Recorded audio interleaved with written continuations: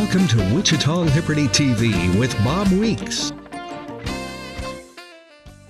Hello, I'm Bob Weeks for Wichita Liberty TV, your weekly source for news, analysis, and commentary about Wichita and Kansas government and public policy. We're broadcast on KGPT channel 26.1, also its companion website, kgpt26.com. Some of you may know me from my blog, The Voice for Liberty. That's at wichitaliberty.org on the internet. And there you'll find the motto is individual liberty, limited government, and free markets in Wichita and Kansas.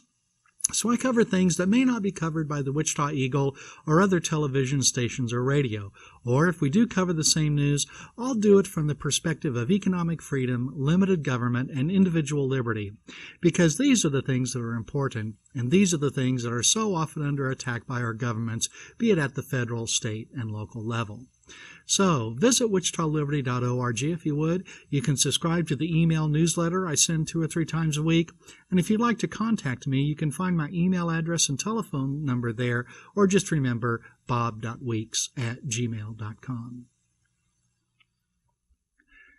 Well, I'm recording this show the day before the Wichita City Council is scheduled to hold a public hearing regarding the formation of a Tourism Business Improvement District, or TBID they call it. And I feel pretty confident that the Council will approve this formation of this district and will do so with enthusiasm.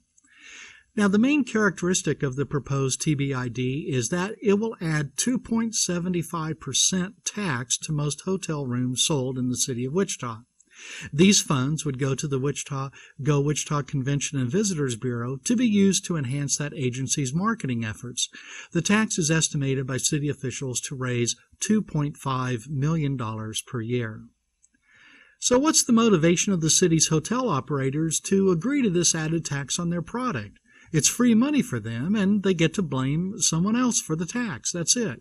City documents state, Go Wichita estimates that the new marketing investment could result in a 6% rise in hotel occupancy and a growth of $12 million in hotel revenue. Well, don't you marvel at government's creative use of language? What the city calls a marketing investment will appear on hotel bills as the city tourism fee. That's according to city documents. Now, when most business firms want to increase their business through advertising, they pay for it themselves. They don't tack on an additional advertising fee to their customers' bills. But not so with Wichita hotels. Unlike most businesses, these Wichita hotels propose to have someone else pay for their advertising. And on top of that, the city and the hotels don't have the integrity to label the added tax to let its customers know its true purpose. Instead, the tax will appear on customer bills as a city tourism fee. So if hotel customers are angry at the fee, well, who do they blame? The hotel? All it's doing is merely collecting what the city code says it must. Visitors to Wichita likely won't know the real reason for the tax, which is to shift expenses to someone else through the mechanism of government. That's pretty clever. I wonder if other industries will try something like this. Automobile dealers sometimes do this, but when they do, it's a voluntary action and the customer is free to challenge the charge. But that's not the case with taxes, city tourism fees. But if I was in charge of buying a lot of hotel rooms in Wichita, I'd ask that whatever rates I'm charged be discounted to make up for this tourism fee. And here's something else to consider. Some Wichita hotels undoubtedly currently engage in advertising. So will these hotels reduce their spending on advertising now that a government agency is in charge and taxpayers are footing the bill? Now, city leaders argue that taxes like hotel taxes are largely paid for by people from out of town. Whether that's a wise strategy is certainly debatable. But people and business firms notice these taxes. As an example, Wichita hotel owner Jim Korrick is an advocate of the new Wichita hotel tax. But he told the Wichita Eagle recently, he said, I used to like to take my girls shopping at the Legends in Kansas City. I thought it was a great deal with the outlet malls, but for the first time I've looked at my receipts and it isn't. They charge almost 20% at the Legends within that district. So he noticed, eventually that high taxes charged by the hotels. Now, if this tourism fee is implemented, some hotels in Wichita that are located in community improvement districts, that includes one that Jim Corrick owns, they will have taxes totaling 17.9% added to their customers' bills. And here's something else regarding the myth of shifting hotel taxes to people from out of town. Are there any Wichita business firms that have employees that live in other cities, and those employees travel to Wichita on business and stay in Wichita hotels? Well, often these hotel bills are paid by the employee and then reimbursed by the Wichita company they work for. So as far as a hotel knows, and as far as any marketing analysis might show, someone from Fresno spends a few days in a Wichita hotel. And that person might actually work for Cargill Beef's Fresno facility and have traveled to Wichita to visit the headquarters of Cargill Meat Solutions. In the end, the hotel bill and taxes are paid by Cargill Meat Solutions, a Wichita company. And do any Wichita business firms employ consultants who travel to Wichita and stay in hotels, and those hotel bills, along with their taxes, become part of the consultant's billable expenses? Well, in the end, who pays those taxes then? Well, a Wichita business firm does. So at the public hearing, I hope someone asked the question, how often are these taxes actually paid by Wichita companies? Does the city know the answer to this question? Furthermore, isn't it a sham to call this tax a city tourism fee when hometown companies are paying hotel bills for their employees and consultants to come to Wichita for business, not tourism? Now, I'm sure that in justifying their votes for this tax, city council members will say that the hotels want this tax. They'll say that the hotels asked for this tax. But it isn't the hotels that are paying the tax. It's their customers that are paying. And even though a lot of the tax will be paid for by people from out of town, well, is that a nice way to treat visitors to our city? Hit them up to pay for advertising and blame it on government? Well, here's something else. Are you opposed to government agencies spending tax dollars in secret? Well, it's the position of the Wichita Convention and Tourism Bureau that it does not have to conform to the Kansas Open Records Act, and the city of Wichita backs this interpretation of the law. So if you ask for records of how this tax money is spent, your request will be denied. That's what happened to myself and others. And when we tried to get the law changed this year in the Kansas Legislature, there was tremendous and fierce resistance from cities that want to keep spending like this secret. So this hotel tourism tax will result in more taxpayer funds spent in secrecy. Well, here's another angle to consider. There's a short book that I could recommend to you. It's available to read at no charge, and it's titled Public Choice, a Primer, and it's written by Eamon Butler. Now, he's British, so some of the words are spelled a little funny, but what the Public Choice School of Political Science does is to apply economic ways of thinking to the field of politics. Sometimes public choice is called politics without romance, as it describes what politicians and bureaucrats do using the tool of economics, and economics itself, of course, is known as the dismal science. Now, in the private sector, business firms seek to earn profits. In the government sector, where profits aren't earned as they are in business, well, what then explains the motivation of bureaucrats? Well, the Public Choice School says that budget maximization provides a fair measure. It's an approximation to the objective of profit in the private market context.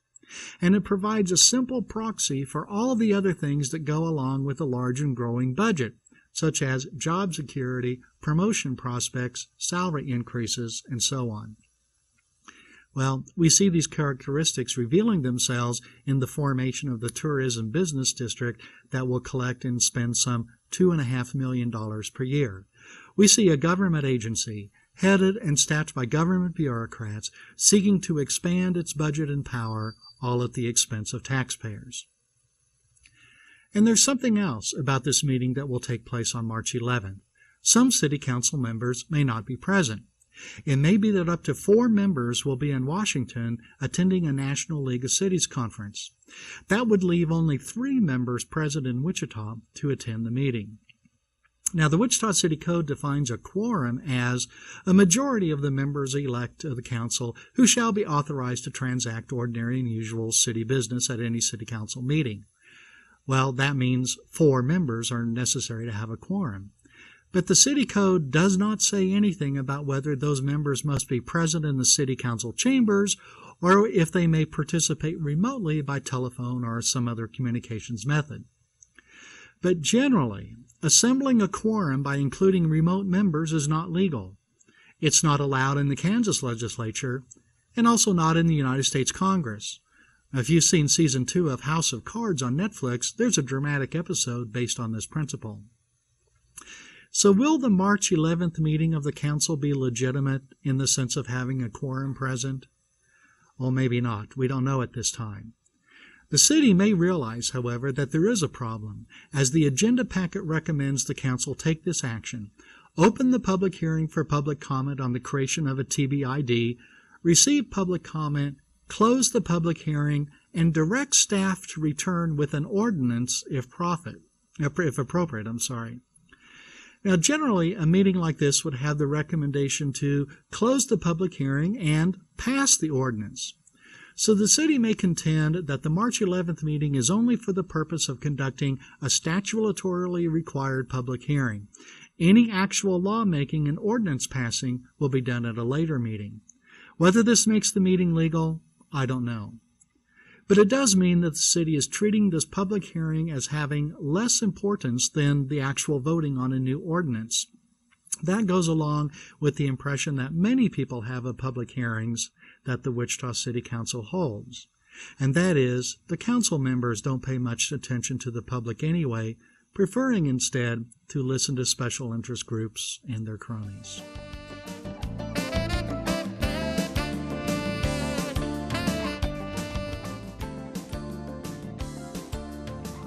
Welcome back to Wichita Liberty TV. I'm Bob Weeks. When a legislature is willing to grant special tax treatment, it sets up a battle to keep or to obtain that special status. And once a special class achieves preferential tax treatment, others will seek it too. This battle is being played out right now in Kansas. When preferential tax treatment is granted, that is, when government says someone doesn't have to pay taxes, it's usually the case that someone else has to pay. That's because governmental bodies usually do not reduce their spending in response to the tax breaks they give. Spending stays the same or rises usually, but someone is not carrying their fair share. Therefore, others have to make up the missing tax revenue. Well, in Kansas, Senate Bill 72 has been passed by the Senate and may be considered soon by the House of Representatives. This bill would, according to its supplemental note, it would provide a property or ad valorem tax exemption on all property owned and operated by a health club. In effect, this bill would give all health clubs the same property tax exemption that the YMCA enjoys on its fitness centers. Well, when the legislature uses tax law to achieve goals of some type, the statute book becomes complicated, as illustrated by the many special sales tax exemptions in Kansas. The Kansas statute book details the special sales tax exemptions that the legislature has granted, and in order to list them all, the statute has sections labeled from A through Z, then from AA through ZZ, and then from AAA through ZZZ, and finally from AAAA through GGGG. So there are a lot of special tax exemptions, sales tax that is. Now, some of these sections are needed and valuable, such as the section that exempts manufacturers from paying sales tax on component parts and ingredients used to build final products. It is supposed to be a retail sales tax after all. But then there are sections like this. VV18, the Ottawa Suzuki Strings Incorporated, for the purpose of providing students and families with education and resources necessary to enable each child to develop fine character and musical ability to the fullest potential. Okay, I have no doubt that this organization is engaged in useful work and that there should be more of this. But what about all the other organizations engaged in similar activities and which are undoubtedly as deserving of the same tax break? Should they be penalized simply because they did not have the temerity to ask for their own special treatment? And in the area of property taxation, we find many similar circumstances where two businesses that seem to be similarly situated are treated very differently by the tax collector. For example, Wesley Medical Center, one of Wichita's principal hospitals, is Wichita's second largest property taxpayer, with taxable assessed value representing just slightly less than 1% of the total of such property in Wichita. But another large Wichita hospital, Via Christi Hospital on St. Francis, or just St. Francis Hospital as many know it by, that hospital has assets valued at over $115 million, yet pays no property tax. For the mill levy rate that applies to that address, this represents about $3.5 million in property tax savings each year. Well, it did pay a Sedgwick County solid waste use fee of $8.91. Now, how can we meaningfully distinguish between Wesley and St. Francis hospitals? Does one provide more charity care than the other? Does the nonprofit hospital charge lower rates? I'd be surprised if it does.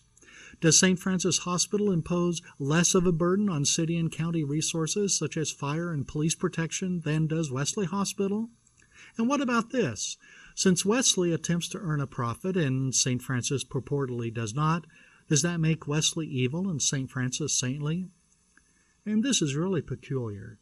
Why do we exempt St. Francis from paying millions of dollars in property tax, yet insist it pay $8.91 in solid waste user fees? We find other examples. A luxury retirement community, Larksfield Place in Wichita, has real property valued at $27 million and pays no property tax, well, except for $5.95 for the solid waste user fee. Less than a mile away, Sedgwick Plaza, a senior living center, has a valuation of $5 million for its real property and was billed $70,000 in property tax, including a solid waste user fee of $972. Well, despite, or perhaps due to its nonprofit status, Larksfield Place is able to provide its president a salary of over $130,000. And here's another example. A Goodwill thrift store on West Central in Wichita has real property valued at $696,000, but paid no property taxes except for a $5.94 solid waste fee. On the other side of town, a small thrift store on East Douglas has real property valued at $113,000, and it paid about $3,400 in property tax, including its solid waste user fee. These differences in what seem to be properties in similar situations are not justifiable under any theory of taxation, one of which is that similar situations are taxed similarly.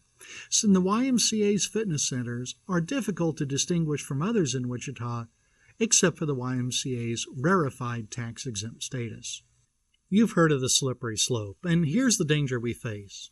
Should Senate Bill 72 pass and all health clubs start enjoying the same tax privileges as the YMCA, well, shouldn't we then expect to see for-profit hospitals like Wesley Medical Center asked to be relieved of their tax burden using the same logic? And if the legislature were to deny that request, well, how could it possibly explain that reasoning to citizens? Now, in defense of its tax-exempt status, the YMCA says it engages in many charitable activities. And I'm sure that's true, and we'd like to keep those activities. So perhaps the YMCA would consider separating its fitness centers from the rest of its operations. Separate the business-like activities from the charitable activities. The YMCA can use the profits from its fitness centers to finance its charitable activities, and to the extent it does that, it will avoid paying state and federal income taxes on its profits. But property taxes are something different from income taxes. The YMCA benefits from all the things the city and other taxing jurisdictions provide, ranging from public safety to schools to security for the mayor's trip to Ghana. And when it doesn't pay its share, others have to pay. That means that others, you and me, for example, have less money available for charitable and other activities that we feel are important. Even worse, I am forced to subsidize the charitable activities that the YMCA or any other charity chooses to fund. This is especially true in Kansas, where low-income households pay a regressive sales tax on food. So when the YMCA, or any nonprofit for that matter, escapes taxation that other similar organizations must pay, it means that we all subsidize the charitable activities of these nonprofits. It sustains a system in which special interest groups lobby to keep their advantages, and those who are not similarly blessed spend lavishly on campaign contributions and other lobbyists. Even when the organization is widely respected, as is the YMCA, this is wrong. It leads to cynicism as citizens realize that our laws are not applied uniformly and that special interests feel they can buy their way to special treatment. This urge to use tax law to award special interest groups is irresistible to legislators. This year, the Kansas House of Representatives passed a bill that would exempt college students from paying sales tax on textbooks. It passed unanimously. Not even one member voted against it. So, do we have sympathy for college students struggling with the cost of tuition, room and board, and expensive textbooks? Well, of course we do. But unless the legislature reduces its spending by the amount of sales tax it wants to forgive, well, someone else has to pay. And in Kansas, about 1/3 of the general fund revenue is from sales tax. Also in Kansas, we collect sales tax on groceries. Only about 1/3 of the states do that. Sales taxes are usually thought of as highly regressive, meaning that they disproportionately affect low-income people. These people and their families are harmed more than other people by sales tax on food. But these people will be helping college kids save on textbooks if this bill becomes law. Well, for their business-like activities, the YMCA, Larksfield Place, and Goodwill thrift stores, they should pay property taxes so that they shoulder the same burden that the rest of us struggle under. That will spread the cost of government fairly and let ordinary people like you and I decide ourselves how to contribute, how to spend our after-tax dollars. Well, thanks for watching this episode of Wichita Liberty TV. I'm Bob Weeks.